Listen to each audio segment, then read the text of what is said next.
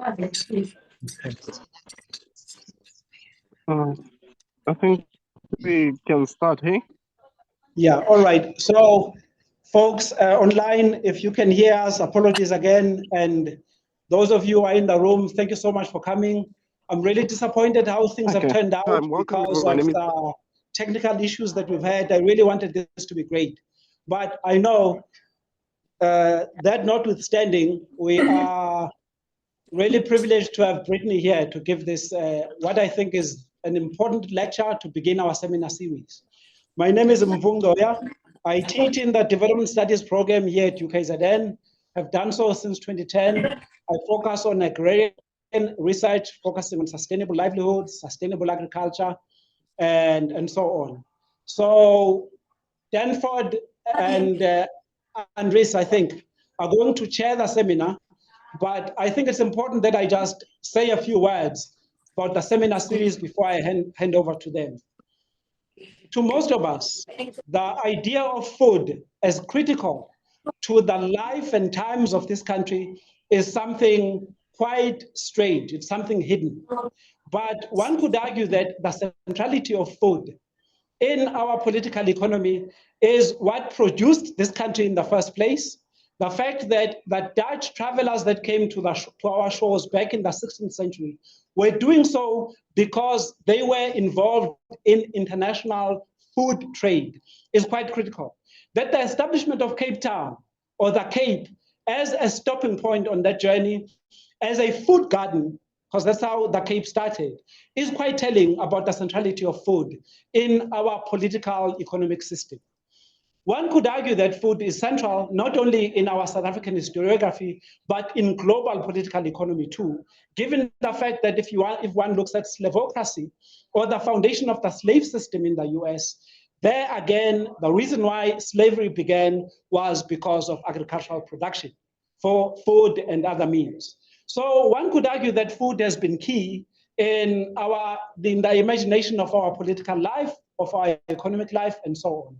And as a result, this seminar series examines exactly these questions about why food is so important, all the myths and mythology around food, all the lies and all our lack of knowledge around food is also important. So that's what we seek to explore. And I think it's quite important and quite urgent that we begin with a history of how we got to where we are.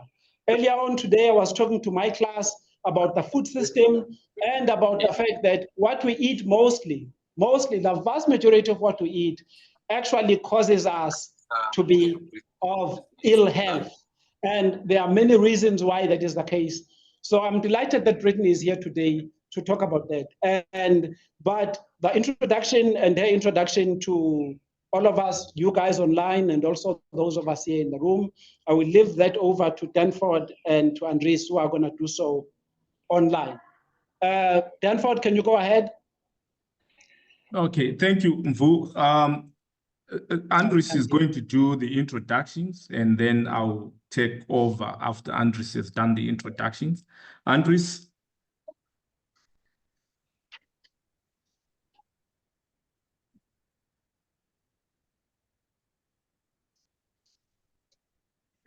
Oh, I don't think, okay. Okay, let me just do the introductions.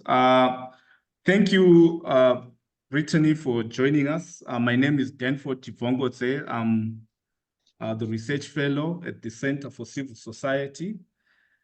And we are pleased today to kickstart the seminar on the politics of food.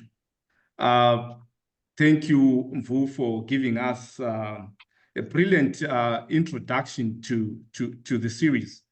So let me just do the quick introduction.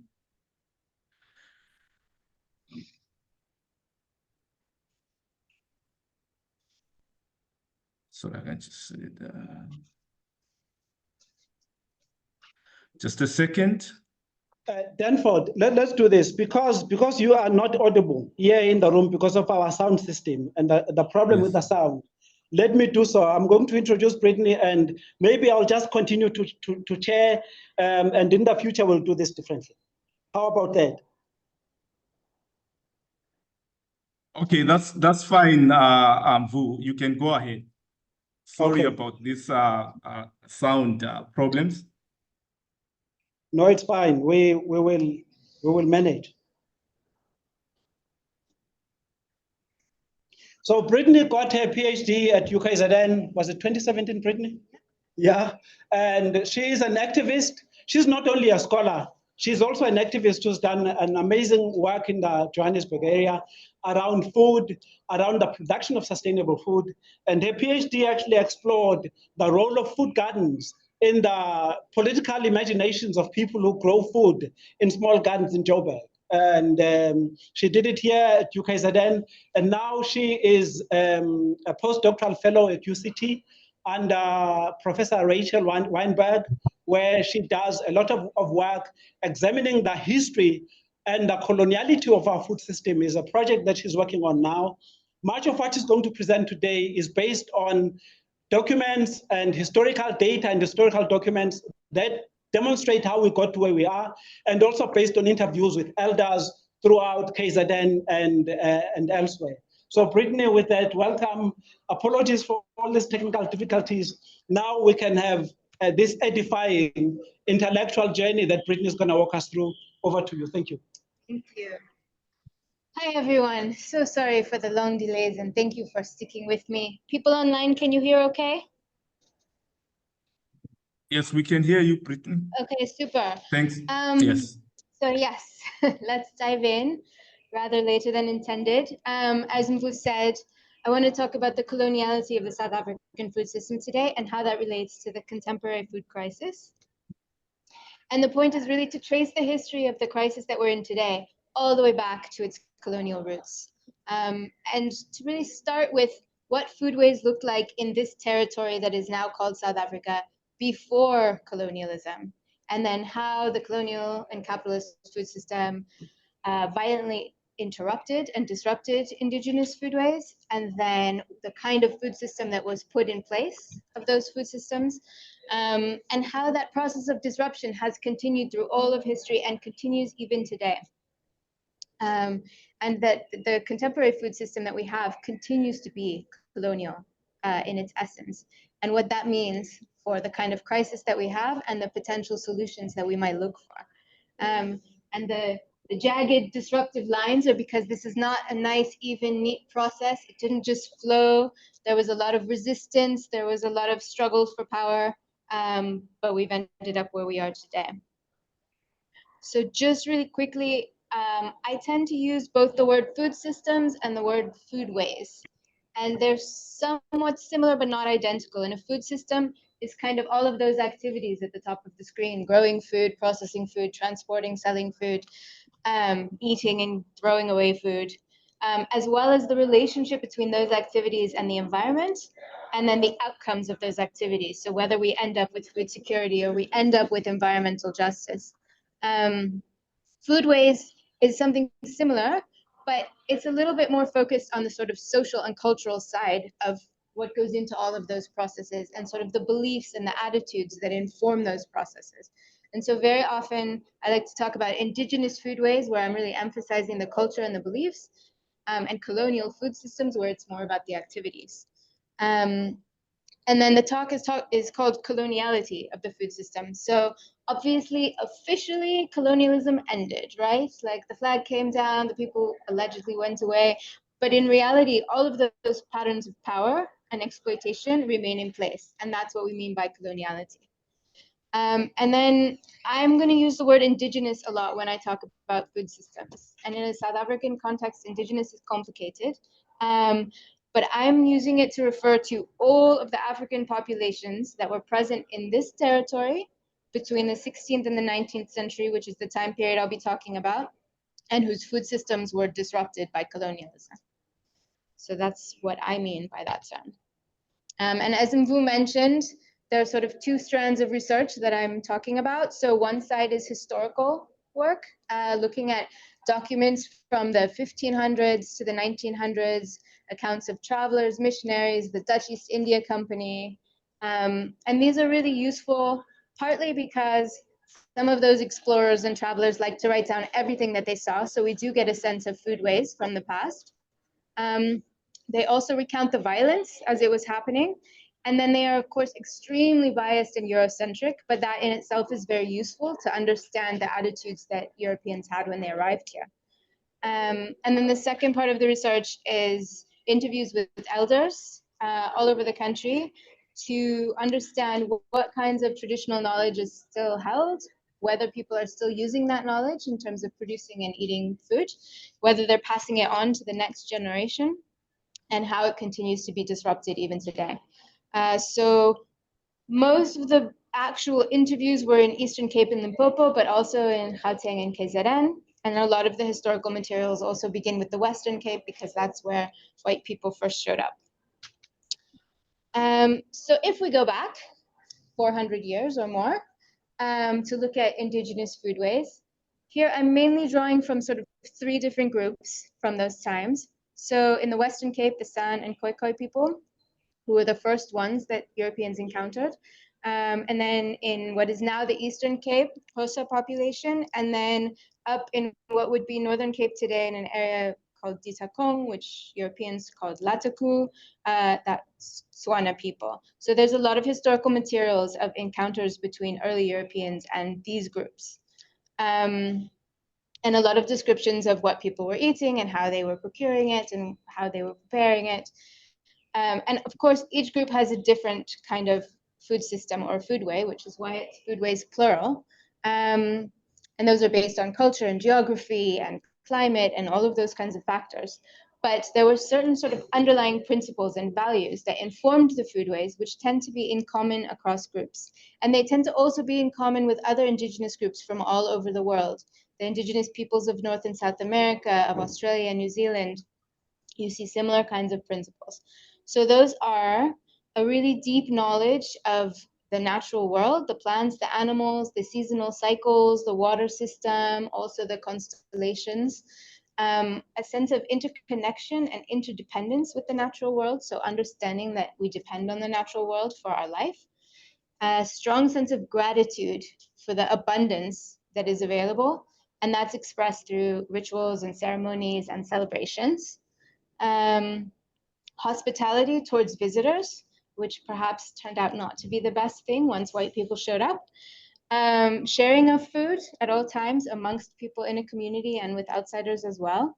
A system of food that didn't involve any waste. Everything was used, partly because of the reverence with which the natural world was treated, but also just a general ethos of using only what was necessary.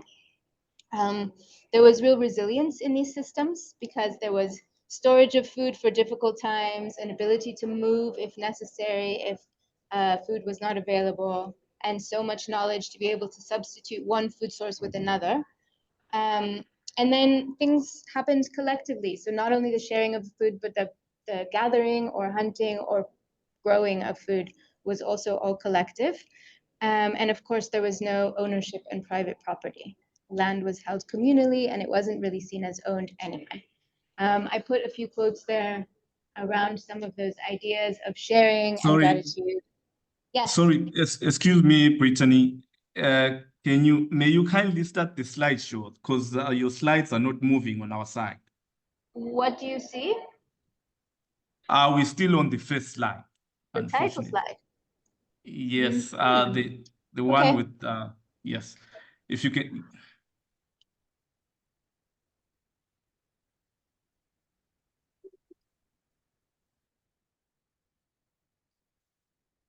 What do you see now? Yeah, we see. Yeah, the few quotes, Okay. and we are on slide 5 now. It's fine. Great. Let's move on. So there were numerous ways that those traditional food systems were disrupted by colonialism. And the first one is through violence, right? Meaning actual violence, murder, forced displacement, land theft, and so forth. And in the early days, as Mbu mentioned, it was all about food. The ships were doing the spice trade to bring very expensive spices from East Asia to Europe. They stopped here, because they needed to replenish their food and water as they were sailing all around the world. So it was very much about food. And then the Dutch set up a settlement so that they could be here and grow food to give to the ships as they passed by. And in the beginning, they were welcomed by the indigenous people they found at the Cape. But then over time, as it was clear that they were staying and starting to take more land, then local people complained about this and said, you're taking all of the land, where are cattle supposed to graze? It seems like you're never going to leave, but this has been our land forever. And Jan van Riebeck writes it down in his diary that they are complaining about this. And even his bosses at the Dutch East India Company acknowledged that that wasn't necessarily wrong. But nonetheless, his response is that any local people found stealing cattle, which was their strategy to get the Dutch to leave, would be shot. They could be turned in dead or alive, but they could be shot on sight. And because in addition to being racist and violent, they were also very patriarchal, the bounty placed on the heads of women and children was half price compared to the men. In addition to the sort of initial seizure of land, you then get commandos, right, which are these militias, sometimes formal militias, sometimes informal militias, that are formed on the borders of the colony as it expands north and east. And these commandos ostensibly are protecting the land and protecting the cattle, because now land and cattle have become property under European concepts. But in fact, they're stealing more land and stealing more cattle and also stealing labor by literally abducting people. So they burn villages and massacre the adults and then steal children, sometimes also men and women, and employ them as forced laborers, basically slaves on farms. And this went on over much of the 17th and 18th centuries. And then a third form of violence was literally using hunger as a weapon of war. So this was very prominent in the Eastern Cape with the British during the sort of century of wars against the Xhosa people in the Eastern Cape. They would deliberately use what they called famine policy in order to get the land and to force people off of it and into labor. And so they would burn homes, burn the storage of grain, burn the crops in the fields, steal the livestock, and ensure that people couldn't return to the fields at planting time, so that there would be starvation and they would have to go and work in the colony. So those are three different tactics of violence that went over a couple of 100 years. And this is a picture of a commando where you can see all of the fires burning where they're burning the fields. So a second pathway of disruption is Eurocentrism, which obviously is not equivalent to the violence in terms of immediate suffering, but it was also really important. And Eurocentrism is basically the ideology that legitimated the spread of capitalism by means of imperialism. And it sees Europe as the source of all progress, the home of rationality, and the sort of the standard against which you measure the rest of the world. And a key part of Eurocentrism in colonialism was the food of indigenous people. And so these are in quotes, but there were these ideas of the savage native and the idle native, which were used to justify violence and land theft. So even before there was settlement, when sailors were just going around the tip of Africa, they would stop and they would say, oh, it's such a pity that creatures such as these should have such a nice land because they eat disgusting foods and it is most beastly. So they would compare local people to animals, and they would base that on what they eat and how they eat it. And then the fact that they don't farm, the people of the Western Cape, who were more into hunting, gathering, and herding, the fact that they don't farm means they're wasting the land and they don't deserve to have the land, because there's this notion of only improving the land counts as a useful way of maintaining it. And so they neither dig nor spin, means they're doing nothing. And then I just wanted to point out there was an important role of missionaries in Eurocentrism, because in addition to bringing Christianity through a combination of kindness and force and indoctrination, they also sort of opened the door for colonialism. And so, as a famous missionary, John Phillips, said, wherever the missionaries come, then people stop being prejudiced against the colonial government, and in fact, they become dependent on the colony through the creation of artificial wants. And what that means is that missionaries come and they say, you need to wear clothes and you need to eat this kind of food, and here, try coffee and try sugar and things that didn't actually naturally occur here. And then created a dependence on those things, which required people to have money, which then required them to work. So that was part of the process of changing foodways. And then the third form of disruption, which is also really important, is the disruption of knowledge transmission. So in traditional foodways, the way that people learned to farm or to forage or to hunt is by watching and participating, right? It was very experiential and embodied learning.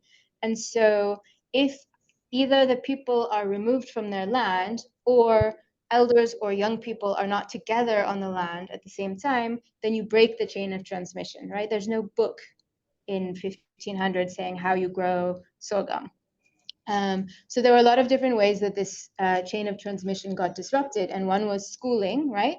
Which took children away very often physically to boarding schools, to missionary schools. And the goal of those schools really was to get people out of traditional ways of life. And so they would say like, oh, we shouldn't even let the children go home during the holidays because they might fall back into their vicious ways of heathenism. Let's keep them at the school so they can be civilized. And then there's taxation, right? Because traditional African homesteads were entirely self-sufficient and no one needed to go and work for anyone else. But the minute you impose a tax, then you need money to pay the tax. And in order to have money, you either have to shift your form of production in order to produce for a market, which means not producing your own food to eat anymore, or you have to go out and work and earn money to pay the tax. So that was a really powerful tool to force people into labor. And then there was also forced labor. So there was migrant labor that was somewhat unforced, although the taxes made people go. But then there was actual forced labor, first slavery, then indenture as well. And then things like vagrancy laws and pass laws, which would either have a cash fine, so you would have to go and work to pay it, or they would have forced labor as the penalty. So people could be imprisoned just for being somewhere, and then they have to go and labor. And then there was a very large trade in children going on, particularly in the early days of the settlement of Gauteng. People would just kidnap children and then sell them on as indentured labor. So that boys is, and girls. yeah, boys and girls. So that is the very ugly and violent process of disrupting food systems. And then where we had this indigenous food system based on collective and communal values, interconnection with nature, you then get this colonial food system that is completely different in terms of its orientation towards the world. So it's largely about profits. That is the main point, right? These ships on the spice route, they're doing the spice route because it's so profitable. And they need to be replenished, so they're stopping here. So back and forth between Jan van Riebeeck and the Dutch East India Company during the early days of the settlement, they keep saying, why are you costing us money at the settlement? You're supposed to become self-sufficient. You're not supplying enough to the ships. We don't want to spend money on this. Please go look for things that can be profitable.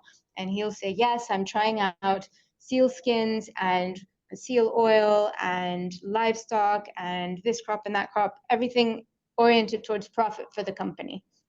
It's one of the most frequently occurring words in the diaries. And what were the main crops that they grew in the Cape? Everything right from the beginning. Literally in 1652, they start planting wheat, they start planting maize, they start planting different kinds of fruits. They brought things in not only from Europe, but from all over their empire. So they'll find something in South America or find something in Asia and test it here and see what they could manage to grow and what would be successful. This again, these profits are for the needs of the empire. They're not for the people here, right? So even Jan van Riebeeck himself, like it's not about his own profit, it's about the profits in Europe.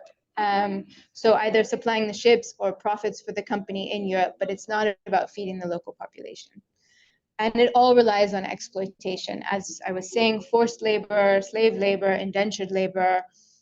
People kept figuring out more ways to force people to work. Besides the things like passes, they also passed a law in 1775 saying that any child who was born to laborers and grew up on a farm, then because they had been eating food on that farm as a child, they then owed their labor to that farm until they're 25.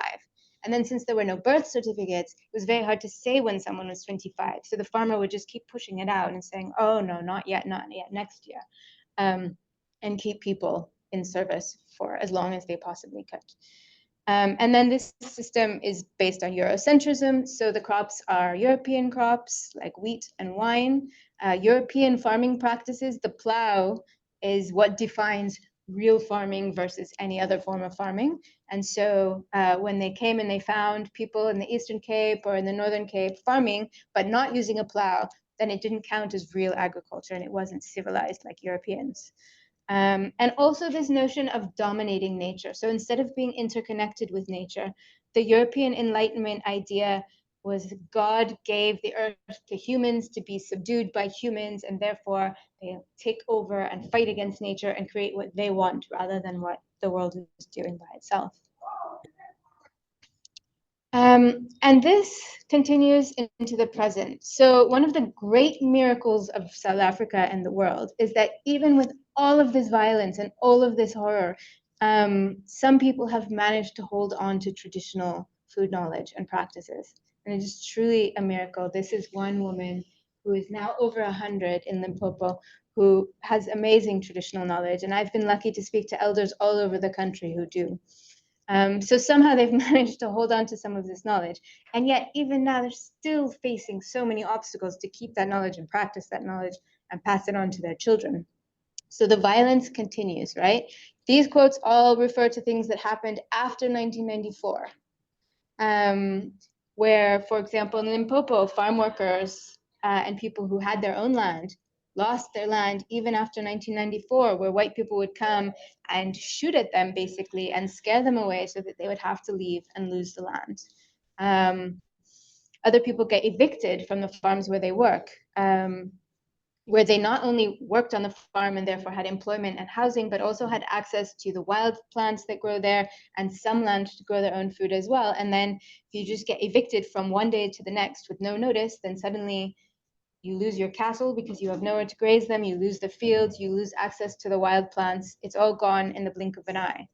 And then just as the missionaries played a role in the past, the church continues to play a role today. Not all churches, but some sort of carry on in the same idea of indigenous knowledge and practices being witchcraft or demon worship or some other thing.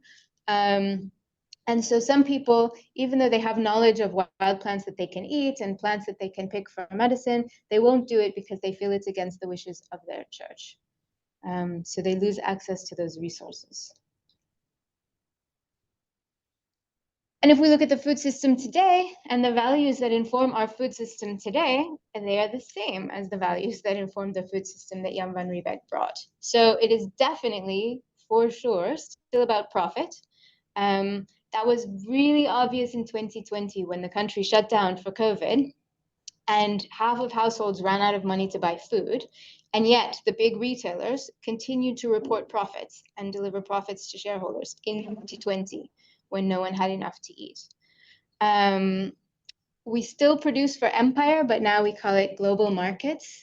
And so we're very deeply integrated into global supply chains, whether it's things like seed and fertilizer, or the fact that we export huge amounts of the food we produce, especially fruit, 90%, when children don't have enough fruit to eat. Wine, a huge percent as well, which started with Jan van Riebeeck. And it still relies on the exploitation of labor. So farm workers are the lowest paid category of labor in the country, legally. And then other food system workers, whether it's in food processing, which is very dangerous, or in food retail, which is extremely precarious, are also continue to be exploited today. And it still relies on Eurocentrism. So it is a lot easier to go to a shop and find an apple, which is not an African crop, than it is to go and find amatungula. Like, who's seen that in a shop, right? It's not there. The food system is still about European and non-indigenous crops, and it's still about making them modern, right? It's still about dominating nature. So agriculture should be big and involve drones and chemical spraying from planes, and foods should be packaged and shiny as opposed to natural. So the values have remained in place until today. And the result of those values and that kind of food system is a triple crisis in the food system. So it's a health crisis, an environmental crisis, and a crisis of injustice. I think we all know about the health crisis, but the latest stats on food insecurity that the government released, well, they released them this year, but they collected them last year, showed 63.5% of households food insecure, which is a scandal. 27% of children under 5 stunting, meaning not getting enough nutrition to develop to their full potential. And then rising levels of diabetes, hypertension, heart disease, all of these illnesses which are associated with bad food. Environmental destruction from the food system is very dire in terms of toxic chemicals, plastic packaging, greenhouse gas emissions, and then up to 30% of food that is produced using all of those resources is then wasted, goes into the landfill, and creates even more emissions as it decomposes in the landfill. But the injustice is the really important part, right? Because the benefits and the harms of the food system are not equally distributed. Obviously, certain people benefit from this food system, and those are the shareholders and CEOs of these corporations. And then most people do not benefit. 63% of households are not benefiting, and even more than that.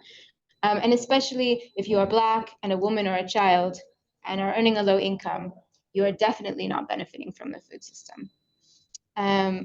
For whatever reason, most years, the biggest pay gap in terms of the discrepancy between the CEO and the lowest paid worker's salary, it's almost always ShopRite, right?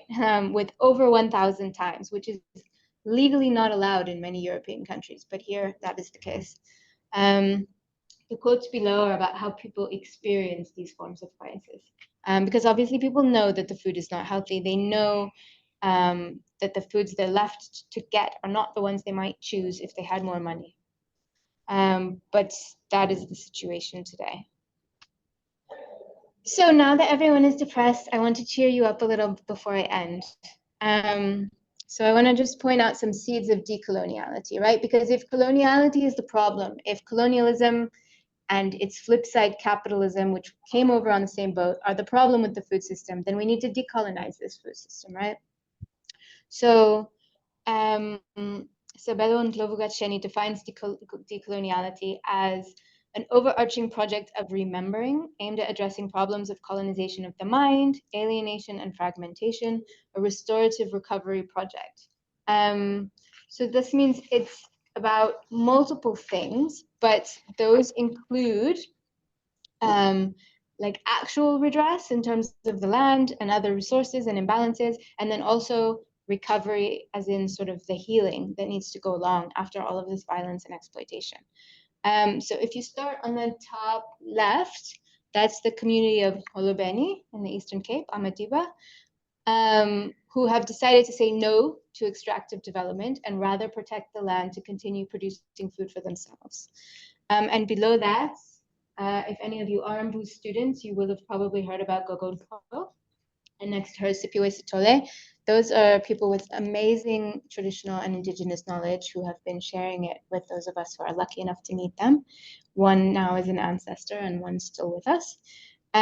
This on the bottom right is a food and seed festival, and you can see this was the youth group where farmers who are practicing agroecology and growing traditional crops were celebrating what they do. And then that's a mapping in the top right, where elders are sharing knowledge with young people about food systems from the past. And so I think the way this decoloniality is put into practice, in addition to all of these sort of small examples of celebration and resistance, is through what I see as 3 R's of decolonizing, right? So the first one is recognition, and that means recognizing the history and the harm that was done. So that's what we're trying to do today, to tell these stories which have been erased and sidelined and people don't know. And then the second one is restitution. So as I said, literal restitution, meaning giving back the land, giving back the control of natural resources to communities and to the people who lost it. But it also means that restorative recovery project, the healing that needs to happen as well. And then the third R is reimagination. So once we begin to know what the past looked like, not that we're going to go back to the past, that's impossible, obviously, but that we can be informed by those values as we start to reimagine what a future food system would look like that would be more just and more equitable and more sustainable for everyone. Thank you.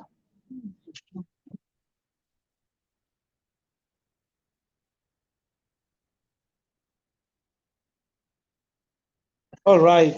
Thank you so much, Brittany. That was really gratifying.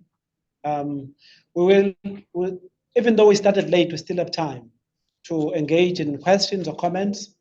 And I should just state that, I should have stated this at the beginning, that this seminar is held in collaboration with the Center for Civil Society. And we are grateful to the center, to Professor Motia, who's here, and the folks at the center, Denford, Andres, who are online. And we are going to hold these monthly. And for those of you who are online, if you have any ideas or any presenters that you'd like to suggest for the seminar series, please do so. I have a few in mind, but I thought we would begin with this one that Brittany just shared. And so back to today's seminar. So we'll have a few minutes for questions and comments. We'll take some comments online. If you'd like to say something online, please do so. Because of our audio difficulties here, I'll have to repeat the question for the larger audience in the room. And yeah, so if there are any questions, please go ahead.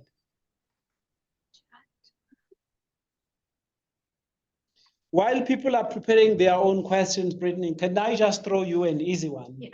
Which is that when you talk about these issues that pertain to the food system, a lot of people would argue that we are being romantic. Yeah, that when we talk about how the ancestors used to live in peace and harmony with the land, that is a romantic notion. That in fact, life in the 1800s or the 1600s, whatever period you choose, was really short, brutish, and nasty, to quote a famous philosopher. And therefore, what we have now, the ease with which one is able to get whatever food one desires, the choices are immense. You can eat whatever you want, according to some people.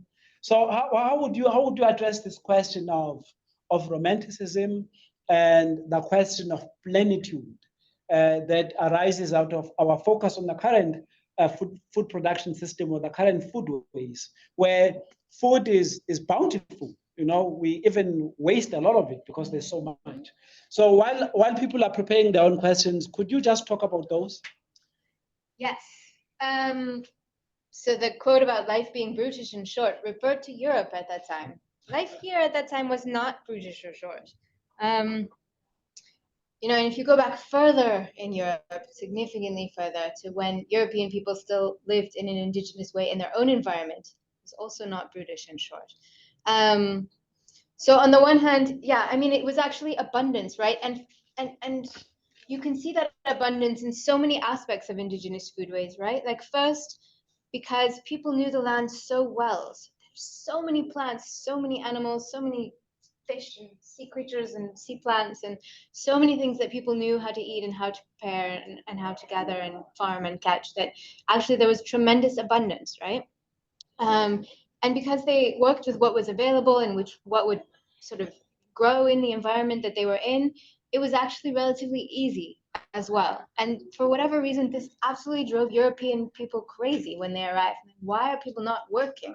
Like, actually, it wasn't necessary to work that hard to produce enough food for everyone to eat. If the goal wasn't profit, where you need a surplus to send off to Europe, it wasn't that hard to produce enough or find enough for everyone to be fed and nourished, right? And so, in fact, there was time to relax. And this idle native thing came from the fact that people didn't need to work constantly like the way we spend 12 hours in a job today, because it wasn't necessary to have just enough. So that's one thing. And also, if you think of all of the kinds of celebrations and harvest festivals and things that were part of the rituals and rhythms of life in the past, like, they also show constant celebration of abundance.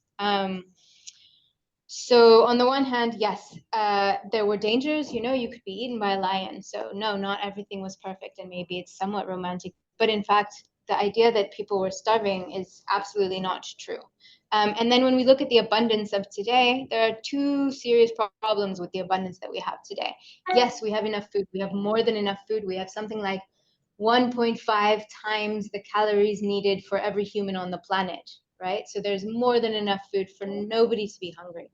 But we have a system that distributes that food on the basis of having money to pay for it. And since most of the people on the planet don't have money to pay for it, then most of that food isn't consumed, and it just then gets wasted and goes into the bin. So the one major problem is you can produce lots and lots of food, but if people can't access it and eat it, then what is the point of producing, right? And second problem is that this is the abundance that we have, right? And this looks colorful and diverse, but pretty much the main ingredient in all of those is likely to be maize, but very far removed from the original maize in the form of high fructose corn syrup, or I mean, I don't even know. People have started referring to these things as food-like objects rather than food, because they don't have any nutritional value for your body. And so a lot of the abundance that we have, in order for it to be profitable for the corporations who sell it to us, they need to process it so that they can justify charging you more money for it than, you know, just the original ingredient it came from. And so processing enables it to travel long distances on the back of a bakkie like that across national borders and sit long times on a shelf somewhere, and then cost more money, but gives you literally nothing in your body except illnesses, but no nutrients of any kind. So I think the version of abundance that we have today is abundance for some and of certain things, you know, but really, because it's based on profit and exploitation, for the majority of people, they're definitely not experiencing any kind of abundance under this system, and they're working very hard. I mean, if you look at farm laborers or retail workers in the food system, they work, you know, 12-hour days for the lowest possible wage. They can be fired at any time with no reason. Often, people working in the food system are some of the most food insecure people as well.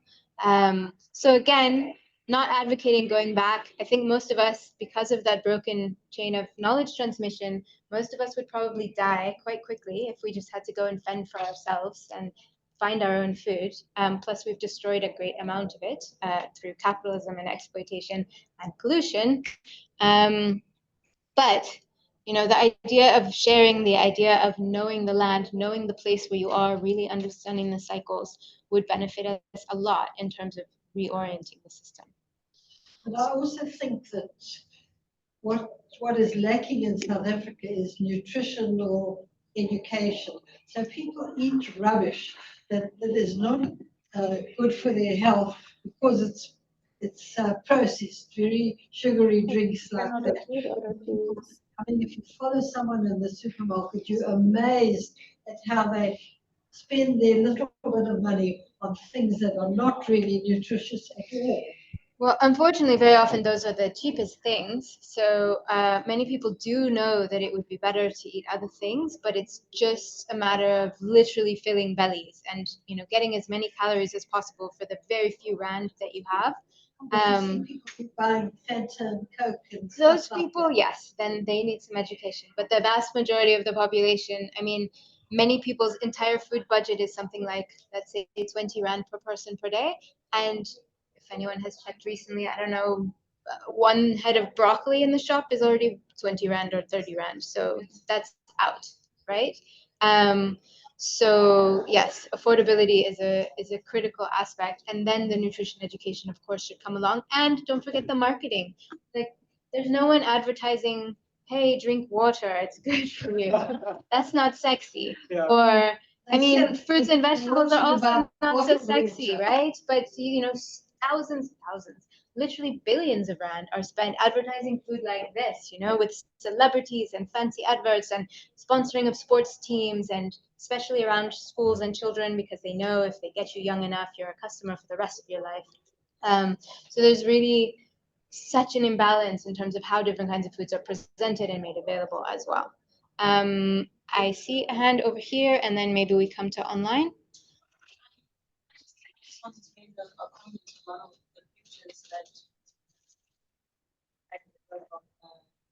I don't know the English term, I also don't know the Zulu term. I know the Shona term, and we could just one It's Polo. yes, that we could just one and Shona. And those were very functional ways back in the day, and you know, it was making them not allowing to survive. But nowadays, you can't expect people to do that. It's a lot of labor, it's a lot of time also. I've tried doing that once when I was in the homestead, and by the 15th, I was I mean, you get tired. those arms, right? There's that. So I think that's another thing that we need to consider, that the European views and the European ways came with easy ways to do things, easy ways to have access. And as much as we had, excuse me, as much as we had indigenous ways of finding food and of using the land and using plants, it was very time consuming. It was very hard to do it. You had to get it right. You had to have a lot of time to do it. You had to have a lot of energy to do it. And yeah, I think it's very hard to go back to indigenous ways or trying to use indigenous methods, because we're living in a very different life. We don't have the skill, the time, and don't even have the equipment. You don't even know where to buy. Yes. that thing, yeah. One of those. Now, to just summarize the comment from More Blessing in the classroom here, More Blessing is one of our students. She is commenting on the mortar that is on the screen, that part of the issue is that the use of indigenous methods and knowledges, the consumption or the production of food in this manner takes time, and it's a lot of work and a lot of effort, and the allure of Western or European methods was the speed with which one, or the speed and ease with which one could do all of this.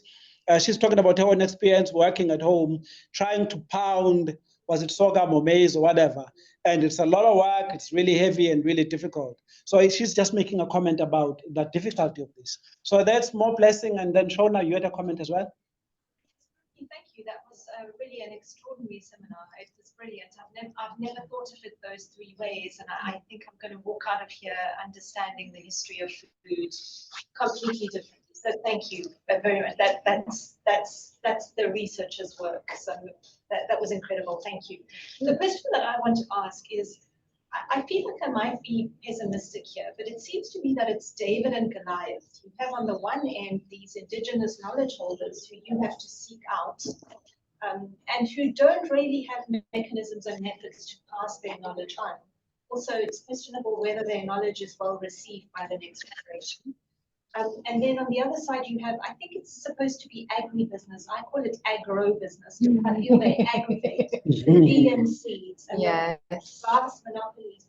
Even if you look at the Gates Foundation spend in sub-Saharan Africa, you know, the way that the genetically modified maize, for example. I mean, that footprint is so large. I mean, they spend more money in sub-Saharan Africa on, you know, on that sort of philanthropic fund than like countries can afford. So I mean, how is that agribusiness not going to win here? And how, you know, how are those indigenous knowledges going to emerge, and how are they going to genuinely start impacting on food systems, people's health, and people's relationship with food? So in summary, Shona's question is simply about the fact that capitalism is always expanding and seeking new ways and seeking new mechanisms of, you know, gaining more, and therefore the role of agribusiness in promoting itself, and what chance do indigenous people and the indigenous ways have in light of the mega efforts that are undertaken by these large corporations and large institutions. So that was a comment. She began by also thanking Brittany for a brilliant presentation that has made her think and see our foodways in a different way. Okay. So maybe just take those two, Yeah. those two comments. Yeah. And And there's somebody online. Is it Ava? Yeah. So we'll come to you, Ava, afterwards. Okay. Thanks for those. Both very relevant and true questions. Yeah, so the labor and the ease one it's complicated, and I think it's a little ironic that on the one hand, Europeans show up and they're all about, you know, we need to work, and they bring this work ethic, you must work, and yet they're also about labor-saving technology. And when it's work, like they're not doing the work, right? They find other labor to do the work, and for those laborers, and that continues today to farm workers, it's not easy. So even the labor-saving technologies like don't necessarily make food preparation easy for the people working at the bottom of the food system. So I think there's an entertaining irony there, but also it used to be done collectively, right? Like almost all of it. So yes, that was a lot of work, and none of us wants to wake up at 3 a.m. and pound grain. Like we don't. But in the past, you know, the harvest was done collectively, the threshing was done collectively, the grinding was done collectively. It was a time to sing, it was a time to gossip, it was a time to share lessons with the younger ones. And so it sort of changes the nature of the work when it's just what you're doing. You're not rushing to do it to then go off and work somewhere else. It's just what you're doing. And you're doing it with your community and with your family. And so it doesn't feel, it's like cooking when you're in a rush versus cooking when you just feel like trying to make something. It's a very different experience. But I think also we have to recognize that indigenous technologies evolved at a particular moment in a particular form of social organization, and no society is static, right? So what would those have evolved to be in this moment without the interruption of Europeans and colonialism? So maybe we would have like Wakanda technologies of, you know, who knows what, grinding the things. But I think that it's possible to have labor-saving devices where they're designed with sort of, you know, ease in mind, and they're designed still around collective systems and sharing food and things, instead of being designed specifically for profit. And so if you look at some of the labor-saving devices in the contemporary food manufacturing system, these like big factories that produce these processed goods, they externalize the costs. They're extremely dangerous. People's hands get chopped off and other horrible things happen in these kinds of very fast food processing environments. They pollute, they do all sorts of harm. But if the design of those systems came from a different set of principles and ideas, then we might have amazing labor-saving devices that were still fun to gather around, and, you know, and still provided food for people. So I think, you know, as we reimagine, we don't have to literally go back to the ancient technologies, but just understand what informed them and then find things that are appropriate for now. But again, if we weren't all rushing to work somewhere that we don't enjoy to create things that nobody needs, then also we could devote more time to food. And the reality is that while many of us are super pressed for time, in this country, at least 30 or more % of us are not employed doing something else. And so what if there were more decent livelihoods in the food system? Again, not the exploitative ones, but decent ones, for people to be able to feed themselves. And then David and Goliath, I always forget which one is which, but the little one won, right? Goliath, David, help me out. Yes. It was a miraculous. Yes, brilliant. but you know, sometimes we need a miracle. No, I think COVID was useful in some ways, even while it was horrible in so many others. And one of the ways it was useful is that it showed sort of the fragility of the system. So it sort of like gave us a peek behind the curtain. So you have this global food system which relies on, let's say, fertilizer from Russia coming to South America to fertilize a soybean crop, which is then shipped to another country in, let's say, Asia to feed livestock, which is then processed in Denmark before being shipped back as a finished good to South Africa. And then when things stop moving, all of that crumbles, right? And suddenly it's not working. And even in other ways, more recently, when our ports are backed up, things are not able to come into the harbor here. And you see again the fragility of this big global profit-oriented system. And during those times, little alternatives were springing up because people needed them. So, I mean, a lot of people started cooking who were never cooking before. A lot of people started gardening a bit if they had a little bit of space so they could grow something of their own. People who had been working in cities went back home to the rural areas to wait out the lockdown. And while they were there, okay, let's grow some food. And some of them didn't go back to the cities. Particularly there, like a lot of Amadiba youngsters didn't go back to the cities and decided to just stay and farm instead. In urban areas, you saw small food gardens, you saw people getting box schemes. Not all of these were accessible because we still live under capitalism, but you saw people experimenting with different ways to organize because it was necessary because we were in a crisis. So sometimes a crisis can be really useful for showing the weaknesses of what we think is an impenetrable, undefeatable system, and showing us also some of the possible alternative pathways that start really, really small, but we can build upon them and start to create something bigger and start to squeeze that one out of it. So I mean, I'm not a super optimistic person in general, but I do think, I mean, I think that system is going to crumble anyway, because the climate crisis it's creating, the crisis of inequality, the extreme poor health, like it just can't function like that. And so the question is, can we create something better out of the ruins of that one and not something worse? Ava?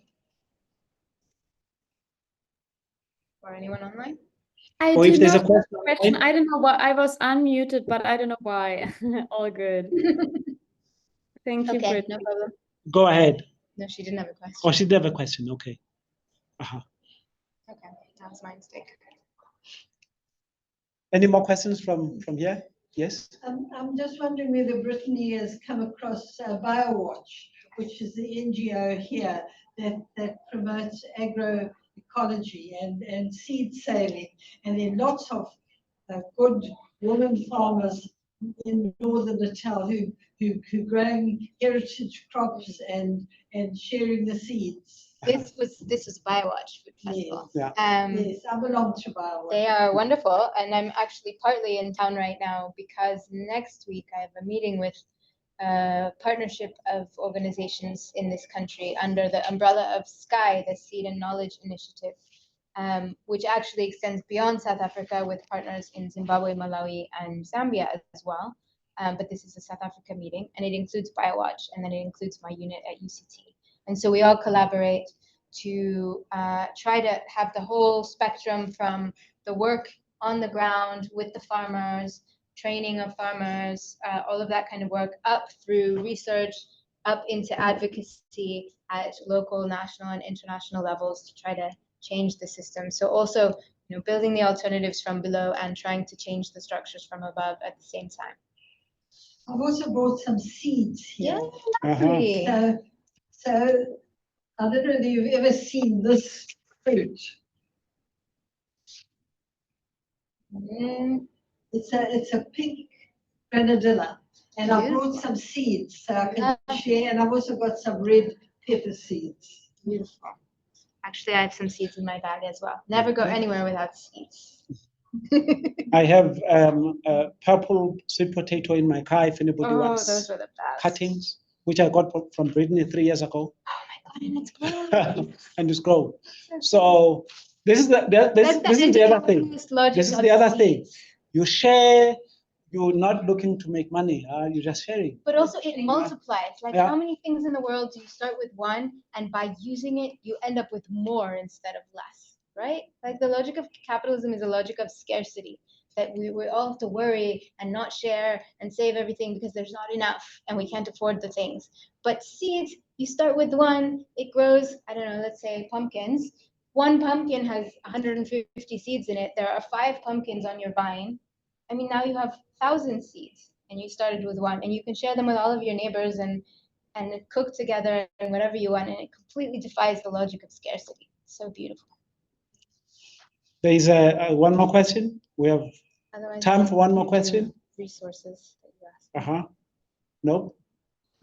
So also school gardens are a good source of sharing information and sharing food.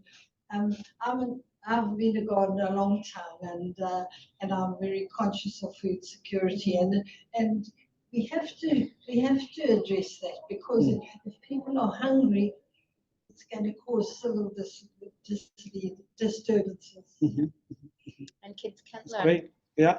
Danford, I think you have your hand up, or is that? Yes, you just look at the comments. I think I'm not audible on your side. You can just read it out, the comments that I put there. Oh, there's the chat. Okay. There's a chat here. All right. There we go. Okay. So.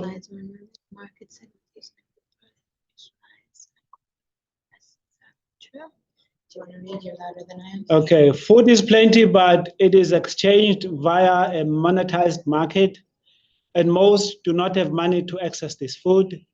Land access is the first step towards the decoloniality of food. I was hoping you would talk more about the skewed land ownership in post-1652 Azania. Yes. So when somebody says Azania, you know what philosophical tradition they come from, as I was telling you guys this morning. Anyway, yeah, so it's a good point. Yeah, no, absolutely. I mean, that is one of the clear, obvious ways in which we are still living under colonial systems of power, is that the land remains in the hands of the very few white people, and increasingly now not even white people, but banks, which are controlled by white people somewhere else. So clearly, my second R of restitution definitely includes giving the land back, but not in the way it has been done so far by government, which is very slow and often the worst land and without the necessary support, but really giving the land back. And then ideally also not as private property, but I mean, South Africa is already one step ahead of so many countries because we have a lot of communal land, right? We have land that is not seen as something that is privately owned. And this idea of land as property sort of like is the beginning of all of this process. And when Europeans came here and decide land is property, and they immediately start putting fences, is how you know it's property because there's a fence around it. That was a really alien concept to the people who were here. But in fact, it was about between 200 to 400 years before that, land hadn't been property in Europe either, right? In England, they went through this process of enclosure where all of the common land got fenced. And then the wealthy people who had the big manor house in the village fenced off the land, took it for themselves, and then started grazing sheep on it so that they could produce cotton. And that was the beginning of capitalist industrialization in England. So yes, redistributing the land in a way that hopefully is communal or commons oriented is definitely extremely important for decolonizing the food system.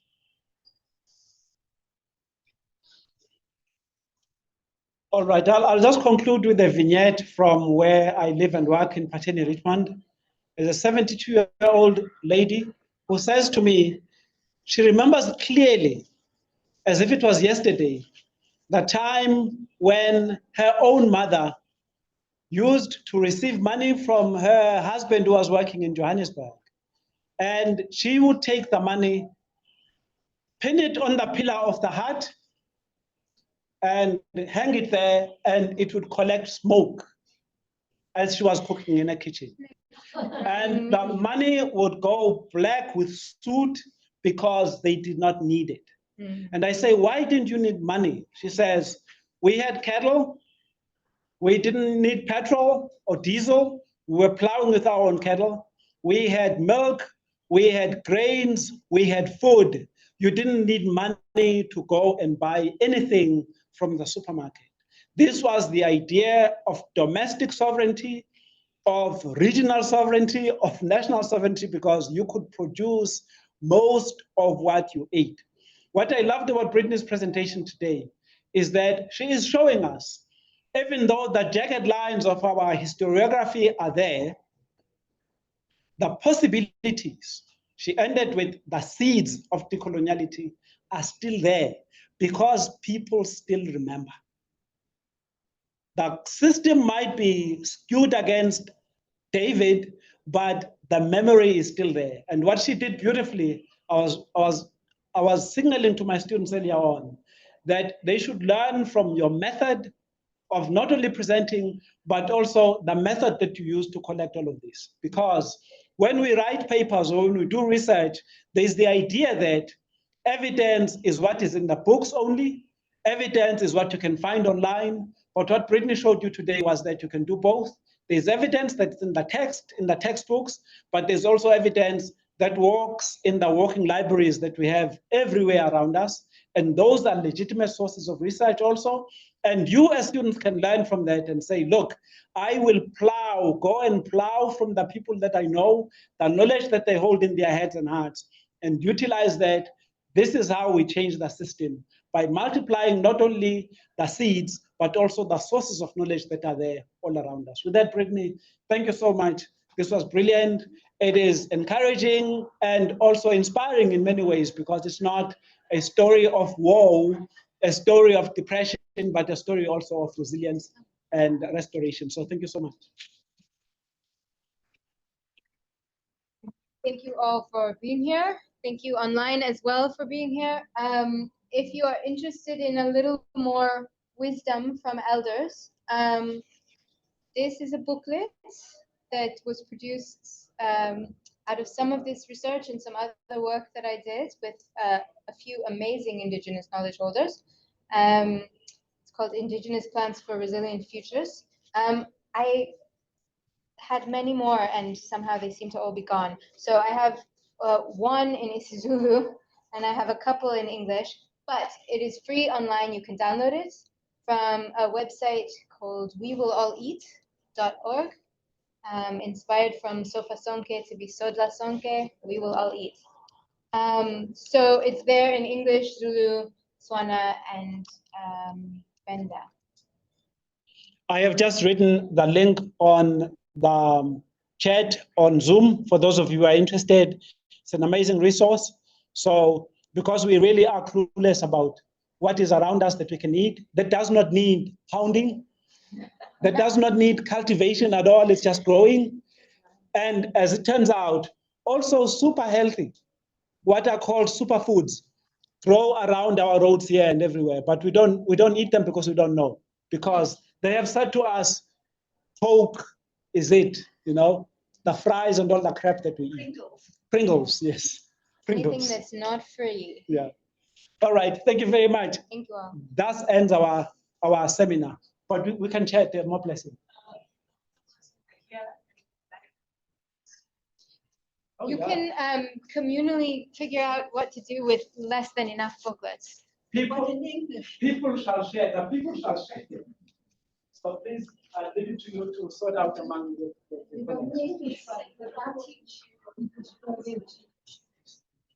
But as I said, there is a free online version as well. So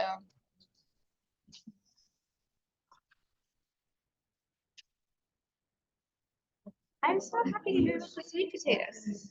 Yeah.